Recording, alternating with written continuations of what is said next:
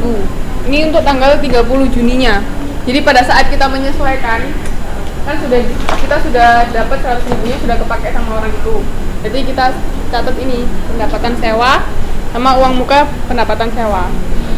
Nah, kalau tadi mencatat transaksi pertama pada saat orang bayar berarti gimana jurnalnya? Kita terima apa? Kas, uang, pendapatan sewa, pendapatan sewa. Oh ya, mungkin kas terhadap pendapatan ya? Nggak bisa kita masukin pendapatan sewa dulu, kan belum, maksudnya orangnya kan belum menggunakan sewa itu. Pendapatan di muka. Jadi kita terima dalam bentuk enggak. Terimanya dalam bentuk apa?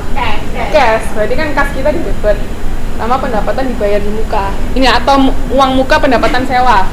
Atau bisa juga pendapatan dibayar di muka tuh. Biasanya kata-katanya pendapatan dibayar di muka. Jadi kas pada pendapatan dibayar di muka. Nanti kalau sudah tanggal 30 Juni, jadi pendapatan dibayar di mukanya di debit karena sudah berkurang sama masuk ke pendapatan sewa. Jadi pendapatan sewa bisa kita catat kalau sudah kepakai. Kalau belum kepakai jangan lupa.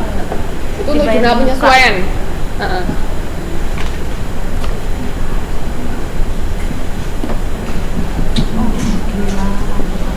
Kan pendapatan itu kan dikredit toh. Nah tadi makanya pendapatan diterima di muka maksudnya dikredit.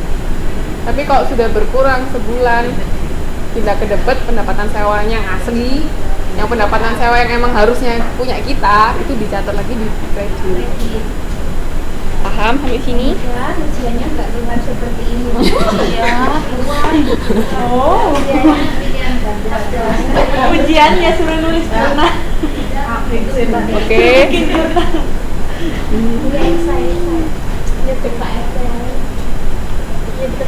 Belum, baru ITMC ya.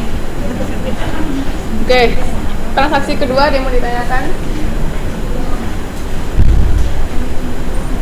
Sekarang yang ketiga. Nah ini tentang aktiva jangka panjang tadi. Kayak apa aktiva jangka panjang? Itu apa? Bangunan, terus kendaraan. Nah, contohnya di sini. Nah, ini kan kalau aktiva tetap itu ada yang namanya depresiasi. Depresiasi itu tadi penurunan nilai manfaat, penyusutan. Nah, setiap caranya menghitung depresiasi per bulan atau per tahun ya, tergantung. Itu pertama harga pokok dikurangi nilai residu. Jadi pada saat kita membeli kendaraan itu anggapannya ada yang namanya nilai sisa.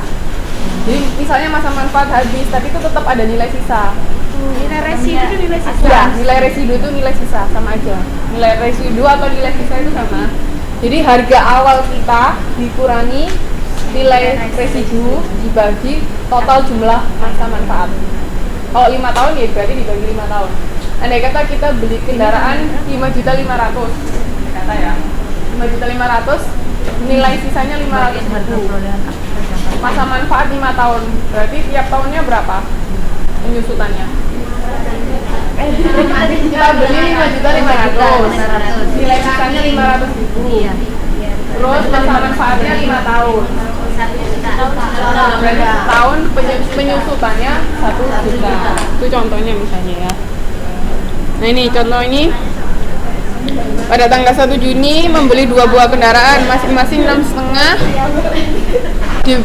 Ini masa manfaatnya tergantung dari soal ya. Ada yang bulanan, ada yang tahunan, ada yang misalnya berapa bulanan tergantung dari soal. Jadi kita lihat soalnya. Kalau ini kan contoh ini 60 bulan. 5 tahun atau 60 bulan tergantung bisa pakai yang mana. Mempunyai nilai residu 500.000. Nah ini kita ngitungnya bulanan. Berarti 60 bulan. 5 bulan ya. Kalau kita ngitungnya tahunan berarti 5 tahun. 5 tahun. Tapi karena kita ngitungnya bulanan berarti 100 bulan. per bulan. Kan tadi belinya 6,5. Iya, Nilai iya. residunya 500. Masa manfaatnya 60 bulan. Jadi tinggal dibagi aja. Jadi per bulannya berapa? 100.000. 100.000 per bulan. 100.000. Karena kita beli 2 kendaraan berarti dikalikan makanya 200.000 per bulan. Nah cara nyatetnya ini langsung biaya depresiasi pada akumulasi atau biaya penyusutan pada akumulasi penyusutan. Ini mencatat penyesuaiannya. Biaya penyusutan kendaraan pada akumulasi penyusutan sebesar 200.000. Itu untuk mencatat transaksi penyesuaiannya. Jurnal penyesuaiannya.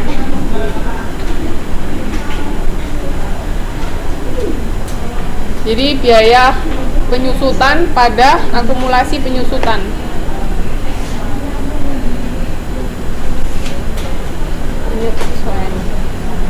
Jadi ini kan jurnal umumnya. Kalau buku besarnya tinggal dipisah.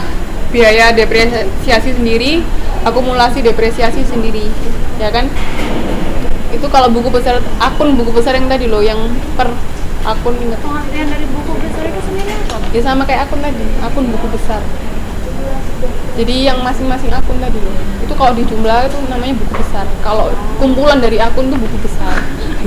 Oh, ini tahu nggak tadi kan ada kode itu jadi satu dijadikan jadi besar. Ini buku besarnya. Untuk depresiasi ada yang mau ditanyakan? Paham ya cara menghitungnya? Sebenarnya metodenya tuh banyak kalau untuk depresiasi. Kalau ini namanya metode garis lurus, metode yang paling gampang. Ada lagi yang metode jumlah angka tahun. Di sini ada contohnya nggak ya?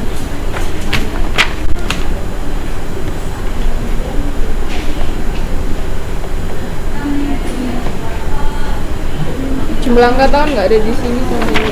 Ada.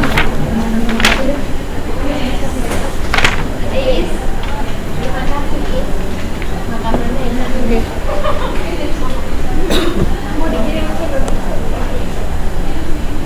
Sekarang masuk transaksi keempat.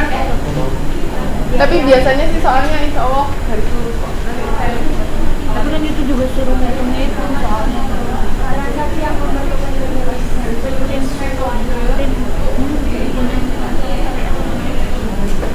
Kenapa nggak bilang dari Metode untuk menghitung penyusutan aktiva tetap itu namanya metode garis lurus.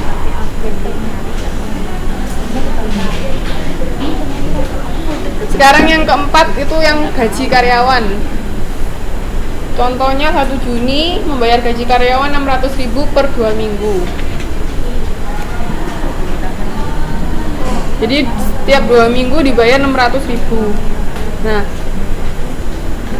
perusahaan telah menggunakan jasa karyawan dan belum membayarnya. Memang karena belum saat gajian tuh tanggal 28, 29, 30. Jadi hitungannya misalnya berarti ini 28, 29, 30 itu untuk minggu berikutnya. Kan ini kan dibayarnya per 2 minggu. Berarti asumsinya kan seperti itu kan. 28, 29, 30. Nah, itu walaupun perusahaan tidak akan membayarnya sampai 11 Juli karena pembayaran 2 minggu. 2 minggu itu biasanya dihitung 5 harian. Tapi ya tergantung kontrak masing-masing karyawan sih sebenarnya. Cuman pokoknya ingat di soalnya itu keterangannya seperti apa. Jadi intinya tuh kalau untuk biaya gaji itu pasti ada yang masih harus dibayar, semestinya harus dibayar, tapi belum kita karena belum waktunya untuk membayar itu loh. Jadi sudah terutang kita tapi belum dibayar. Nah ini misalnya gini ya, biaya selama 3 hari tersebut atau 150, ini kan hitungannya 600.000 dibagi 12 hari. Ini hitungannya 6 harian berarti, bukan 5 hari. Tadi kan saya bilangnya 5 hari. Itu 6 hari. Yang 1 minggunya 6 hari. 1 minggunya asumsinya 6 hari. Oke. Nah ini 600.000 bagi 12 hari. Ada yang 5 hari. 600 bagi 12 dikalikan 3 hari. 3 hari itu karena kita masih punya utang selama 3 hari. 28, 29, 30. Tapi kita bayarnya itu baru nanti tanggal 11 ya? enggak, tanggal 11 Juli. Karena kan kita bayarnya 2 mingguan. 2 minggu ke depan. Setiap 2 minggu itu kita bayar gaji per karyawan. Jadi anggapannya 28, 29, 30 itu hari Senin, Selasa, Rabu, Minggu. Jadi ikutnya itu yang nanti 2 minggu ke depannya. Tapi itu kan sudah termasuk utang kita. Itu harus dicatat. Kita punya utang ke karyawan selama berapa hari? 3 hari. Nanti kita bayarnya pada saat 2 minggu kemudian. Nah ini cara catatnya biaya gaji itu sudah termasuk biaya kita pada hutang gaji. Gimana? Karena kita berutang pada karyawan. Ya. Karena kita berutang pada